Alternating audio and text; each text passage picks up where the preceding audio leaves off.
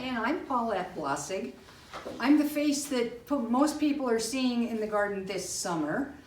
I'm actually a member of St. Paul's Catholic Church, but I'm a master gardener, and Dale and Anderson and I were master gardeners together, and he invited me to help him with this project. So Dale, Sheila Anderson, and I are the founders of Trinity Community Gardens Incorporated, a nonprofit. And so I've been out here in the backyard for almost, 15 years? So. Of course, you know, I'm Sheila. Yes, I did move away, but I'm here right now because of Ed and Adele. But wanted to be in on this to say, hey, we really appreciate everybody's support over all the years. Okay, questions for you guys are that when this pandemic happened, it was such a rapid thing. What were your concerns when they said, we're going to quit everything? Planting the garden, we just went ahead according to plans because we already had our tomatoes and pepper plants in the greenhouse. They were already going. We knew what we were going to plant in every box. We had that already figured out months ahead, and so the garden is just going according to plan. You never felt short-manned for... A time or two. But one advantage of gardening in the same place for 15 years and having the wood chips and all of the lawn around the edge, there's no weed patches in the neighborhood. So we really don't have as much problem with weeding now as we did the first 3 to 5 years when we were weeding a lot. So that makes it a lot easier and more doable for just 2 or 3 people. Okay, in the last 5 months, what went better than you expected? And can you give us a reason why you think it did go better? As far as I'm concerned, the better thing is that there's a contractor with a porta potty out there in the parking lot. That's the better for me. Well, and the logic behind that is the church has been locked. So Yes. you haven't had access, Right. while Bob's here, to the restrooms that you've been using for 15 years. Yes.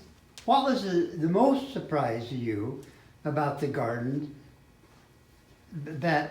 how they handled the pandemic, or was there a surprise? Vegetables do their own thing. God makes it happen when it happens, and you just got to take care of it. How do you feel about the health of Trinity Gardens? I know they're green and the plants are doing wonderful, but the ongoing future of Trinity Gardens. Well, I had a meeting with Pastor Megan and the council a few weeks ago about the shade tree starting to really make an impact. Like those huge green tomatoes you saw out there in the garden, normally those we would have been picking a lot of ripe big lunker tomatoes by the 5th of August usually. And the Trinity variety tomatoes, I've only taken 3 tomatoes out of that row. They're huge, but they're not along as quickly because of the shade being on the garden all morning. So we've already discussed that, and I think the church is going to plant a replacement tree a little farther out. I'll put up with the shade, I'll adjust what crops I grow for the next 3 years, and then in 3 years from now, the big tree will come down. So next year I'm probably not going to plant any squashes. I'll plant more cucumbers. The beans did fine.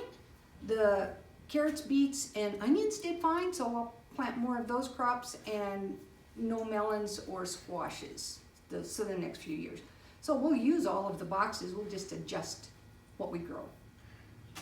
I would like to thank some of the parishioners are making donations now that Megan has kind of put out the word that this fall, some of these boxes that are close to 15 years old are starting to come apart at the corners. They need to be rebuilt.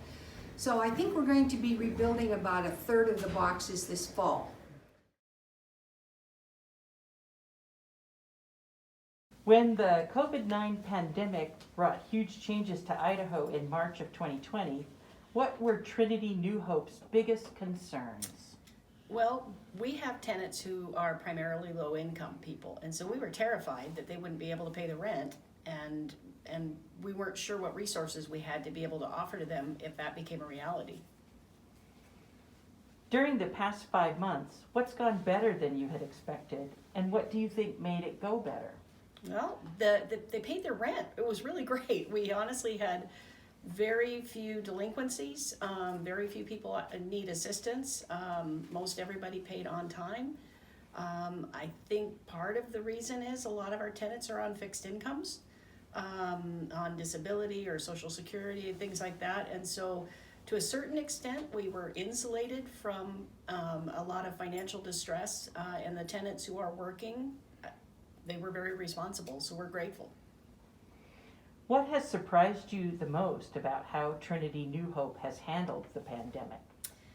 You know, it's interesting because we had a tenant who tested positive for COVID, and everyone was notified. Communication was key, and everybody's handled it really well. People are respectful to each other, and I feel like it's been a really positive environment. How are you feeling now about the health of Trinity New Hope?